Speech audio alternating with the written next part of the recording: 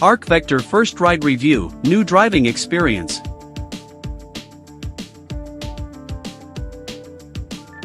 Radical front ends are a difficult sell. Despite having thousands of acolytes, many of whom have spent decades trying to convince the motorcycling world that hub center steering is a pure and brilliant engineering alternative to the compromises of the telescopic fork, we don't buy it. Motorcyclists, as a whole, are not yet so keen on electric propulsion either. We know it's coming and that it's getting better, but for now we'll stick with the gas burners we know and love, thanks. Other futuristic concepts, like head-up displays and smart crash helmets? Neat ideas, but we'll take a rain check. All of which should mean that the Arc Vector, which features all of the above for a stratospheric £90,000 sterling price tag, is up against a brick wall and without a hope of making a single sale. But, no, despite its hub-center steering, its 117 horsepower AC motor, and soon-to-be realized head-up display, HUD, Arc's order book is filling up nicely. Furthermore, Arc has an all-but-finished bike ready to go and invited Cycle World to give it a quick blast on the roads around the company's HQ in the UK's English Midlands. The Arc Vector is the idea of Arc founder and CEO Mark Trueman. The bike was revealed to the public at EICMA in 2018, stunning the motorcycling world with its dramatic hub-center steering and claimed range of 271 miles and recharge time of just 40 minutes. It looked like the most advanced electric motorcycle ever made, and skeptics muttered the concept would remain just that. The company went into administration in 2019 when key investors removed themselves from the project, but Mark and his company bounced back, and earlier this year conducted the Vector's final testing with former MotoGP racer James Ellison. The Arc seriously challenges convention at every turn. There is no frame as we know it. Instead, the chassis is a carbon monocoque housing for the 16.8 kWh battery cells and motor. One of the benefits of its hub-center steering compared to telescopic forks is that it separates braking, suspension, and steering forces, which allowed Arc to run a relatively light spring in the frontal leans TTX shock along with a dramatically steep head angle of 20 degrees, compared to a normal sport bike's 24 to 25 degrees, without compromising stability.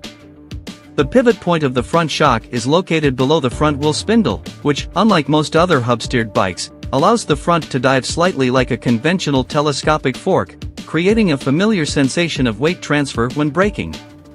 Both front and rear arms are carbon fiber, bolting directly to the carbon monocoque, as are the beautiful BST wheels. In a rare instance of conformity, there are Brembo Stylema brakes up front, plus a full carbon seat unit, keyless ignition, via a wrist strap key, and belt drive.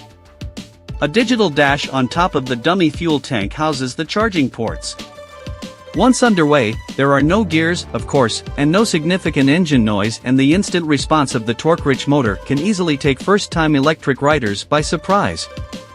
In fact, engine response off small throttle openings is a little abrupt compared to a typical petrol-powered superbike, even in the Vector's low-torque urban mode. But once accustomed, it's an incredibly easy bike to ride. From a standing start or accelerating from 50 miles per hour, it's simply a case of twist and go. Overtaking is effortless, with no gears to worry about and no revs to manage. Just direct torque on demand. How fast is it? The 399-volt motor produces an extremely juicy peak of 128 pound-ft of torque and 117 horsepower of power, directed to the back wheel via a belt drive, not a chain, which was originally shown on the concept bike, but top speed is limited to 200 km per hour, or 120 miles per hour, with Arc quoting as 0 to 100 km per hour, 0 to 62 miles per hour, time of 3.1 seconds.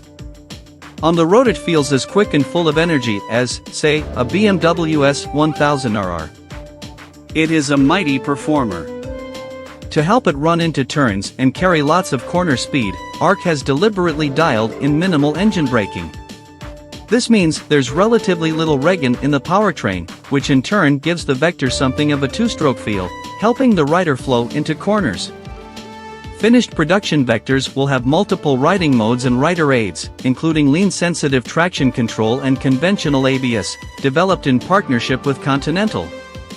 These were still to be installed into our bike, and, certainly, traction control will be needed, as I could feel the front wheel go light on occasions over crests.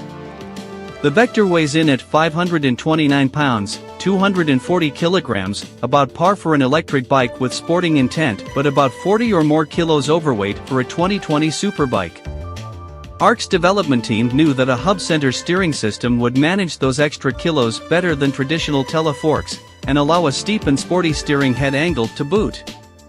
The team was also unconstrained by the need to design around the usual fixtures and fittings, like a radiator, water pipes, and exhaust, as well as having no significant engine heat to worry about. The Vector does feel heavy when pushing it around. There's no crawler or reverse gear, but once a leg is thrown over the 825mm (32.9 inches) carbon seat for the first time and those carbon BST wheels are turning, that weight simply falls away. That steep 20-degree rake angle makes the ARC feel like a much lighter machine. It turns so quickly that it took a few miles to recalibrate, as I was constantly steering too soon and hitting the apex too early, before picking up the bike and having a second stab at it. Within a few miles on twisty roads, I found myself using less input at the bars and pegs to make it turn. I'd say that the Vector steers faster than any other electric superbike I've ridden, including the Energica I raced at Isle of Man TT. But it remains planted and super stable as the pace gets serious. With suspension and braking forces separated and a relatively light spring controlling the ride, you can feel the supple front end tracing road imperfections. There's no sense of detachment, which can happen with some funny front ends. The rear suspension uses a directly mounted TT Exolines unit, which is on the firm side and only comes into its own when the road opens and the traffic clears. Like a race bike on the road, the Vector doesn't want to be ridden slowly. It needs a bit of speed to bring its suspension into its ideal operating window, and ideally a bit of space too. Its natural habitat is flowing ribbons of asphalt where it can settle into corners, front tire tracking to the millimeter, rear driving the immense wave of direct torque into the road as the bike surges, like no other bike can surge, from one set of bends to the next. Stopping duties fall to two Brembo Stylema monoblock calipers gripping 320mm discs. The rear is also a Brembo item, a 240mm disc operated from the handlebar and leaving the bespoke foot pegs looking slick and lever-free. Our test bike didn't have ABS fitted, but customer bikes will have non-lean sensitive ABS.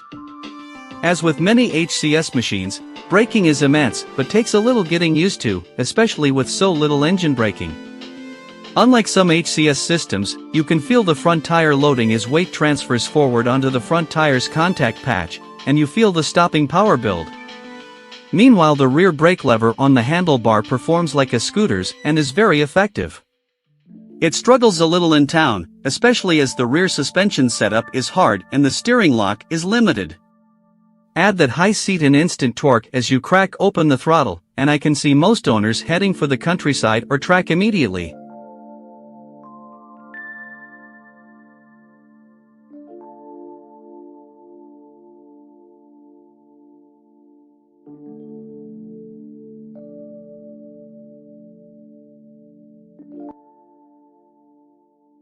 Thanks for watching.